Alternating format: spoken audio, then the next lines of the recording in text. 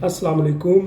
आज बच्चे पूछ रहे थे सर स्किन के बारे में बताएं कि स्किन को किस तरह ग्लो किया जाए, यानी हमारा वाइट चेहरा हो, जो मुंह पे एक्नी है या दाने हैं उनको कैसे रिमूव किया जाए। आज हम उसके बारे में बात करेंगे कि अपने मुंह के दाने और एक्नी और स्किन को ग्लो या वाइट कैसे किया जाए, जो हमारा स्किन यानी खूबसूरत लगे, प्यारी लगे। आज हम उसके बारे में आपको बताएंगे। स्किन दो तरह की होती है, एक होती है ड्राई, ठीक है, ड्राई स्किन होती है, एक होती है ऑयली। ऑयली स्किन के लिए और फंडामेंटल है और ऑयली स्किन के लिए और रूल्स होते हैं जो हम अप्लाई करते हैं, ठीक है। और इसको भी हम दो तरह से ही यानी लेते हैं, एक होता है इंटरनली और एक होता है एक्सटर्नली। यानी इंटरनली उसको कैसे ठीक किया जाए और एक्सटर्नली कैसे ठीक किया जाए। इंटरनली जब हम उसको ठीक करते हैं, उसके सबसे ज़्यादा जो इम्पोर्टेंट है वो है पानी का ज़्यादा इस्तेमाल। हम पानी का ज़्यादा इस्तेमाल करें, मैक्सिमम एक दिन में 8 गिलास तो लाजमी पानी का पिएं। उससे आपकी स्किन में यानी ग्लो आएगी, स्किन साफ़ होगी और एक्नी वगैरह रिमूव होगी। दूसरा, फ्रेश जूस का ज़्यादा इस्तेमाल करें। जैसे आप लोग वो कैफ में जाते हैं तो वो डब्बे वाला जूस या दूसरा प्रोडक्ट इस्तेमाल करते हैं, वो ना इस्तेमाल करें, फ्रेश जूस इस्तेमाल करें। जैसे आजकल मौसम है ऑरेंज का, गाजर का, इसमें विटामिन सी भी होता है और बहुत ज़्यादा मकदार में होता है। आप इसका इस्तेमाल करें, ये आपके स्किन के लिए बहुत अच्छा है। और तीसरे नंबर पे है जो है आपने अपना स्किन को प्रोटेक्ट करना है।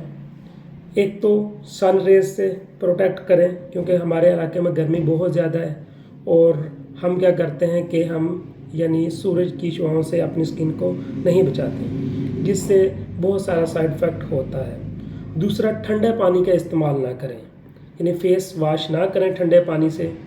और बाद टाइम ऐसे भी होता है कि हम ठंडे पानी से अपना फेस वॉश करते हैं और फिर क्या होता है कि ऊपर से हम धूप में निकल जाते हैं या वो सनलाइट में काम करने लग जाते हैं, जिससे हमारी यानी स्किन में पिगमेंटेशंस पैदा होना शुरू हो जाती है, दाने बनने शुरू हो जाते हैं, पिगमेंटेशन लेयर इन्फ्लेम कर जाती है। तो ये है यानी इंटरनली। और आपने सबसे ज़्यादा जो है ऑयली चीज़ों का से परहेज़ करें और जिंगर, बर्गर, पिज़्ज़ा वगैरह या वो पीस वगैरह, उनसे कितना हो सके जिनको स्किन का प्रॉब्लम है वो उससे परहेज़ करें। नेचुरल चीज़ें खाएं, फ्रूट इस्तेमाल करें, दूसरी चीज़ें इस्तेमाल करें, बट ये जो चीज़ें हैं वो इस्तेमाल ना करें।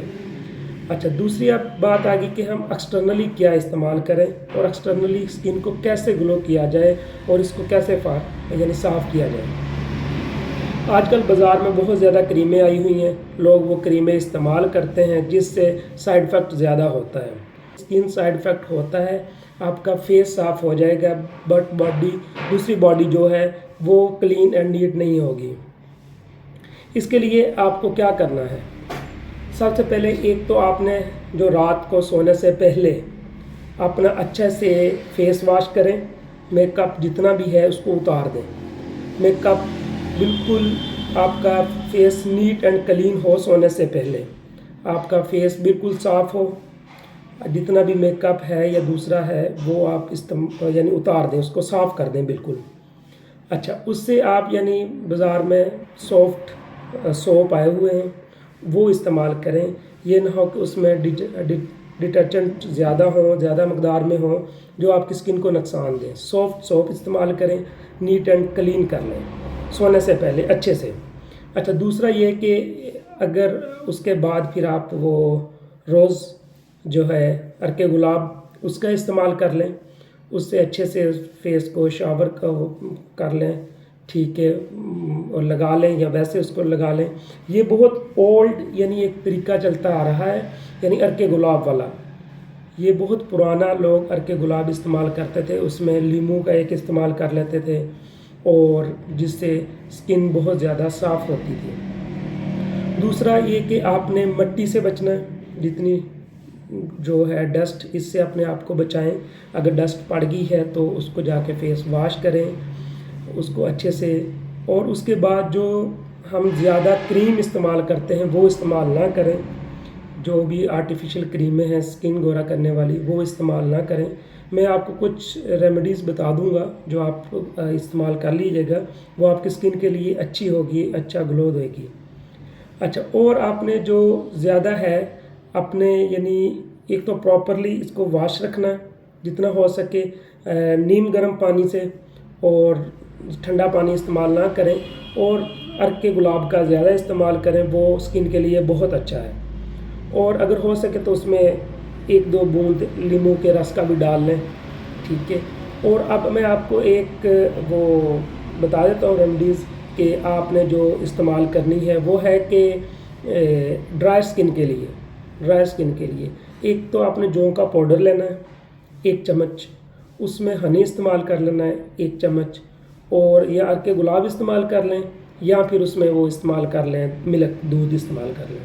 اس کو اچھا سا ایک پیسٹ بنا کے وہ اسکن پہ لگائیں، ڈرائی اسکن والے، جن کی اسکن وہ آئلی اسکن والے یہ جو ہے وہ استعمال کریں، فیس ماسک بنا کے وہ لگائیں، تو اس کے بعد پھر نیم گرم پانی سے اس کو صاف کر دیں، واش کر دیں۔ اچھا، اور اس کے بعد جو رات کو سونے سے پہلے وٹامن سی سیرم استعمال کر لیں، وہ اسکن کے لیے بہت اچھا ہے۔ کون سا؟ Vitamin C.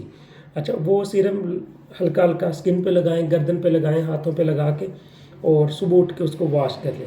اس کے بعد جو اہم ہے وہ ہے یعنی اسکن پروٹیکٹ کرنا، ٹھیک ہے، اور سن لائٹ سے اپنی اسکن کو پروٹیکٹ کرنا ہے، جتنا ہو سکے سن لائٹ سے بچنا ہے، نہیں تو وہ سن لائٹ آپ کی اسکن کو خراب کرے گی، اور وہ جب وہ اسکن یعنی سن لائٹ آپ کی اسکن پہ پڑے گی تو وہ وٹامن سی جو ہے وہ پگمنٹیشن بھی کروا سکتا ہے، ٹھیک ہے، تو اس کے ریئیکشن سے بچنا ہے جتنا ہو سکے۔ اچھا، دوسرا جو ہے آپ نے آئلی اسکن کے لیے اور جو ہے ڈرائی اسکن کے لیے میں آپ کو بتا دیتا ہوں۔ اس کے لیے آپ نے کیا کرنا ہے، ایک تو ایلو ویرا کا یعنی پیسٹ لے لیں، اس کا یعنی وہ گدا وغیرہ نکال لیں ایلو ویرا کا، تو اس میں آپ نے 1 چمچ ہنی اور ملک استعمال کر کے اچھا سا پیسٹ بنا کے وہ ڈرائی اسکن والے لگائیں، کیونکہ ڈرائی اسکن خشک ہوتی ہے، اس میں ہنی ہے، ملک ہے، جس سے وہ آپ کی اسکن کو آئل ٹائپ کر دے گا، اور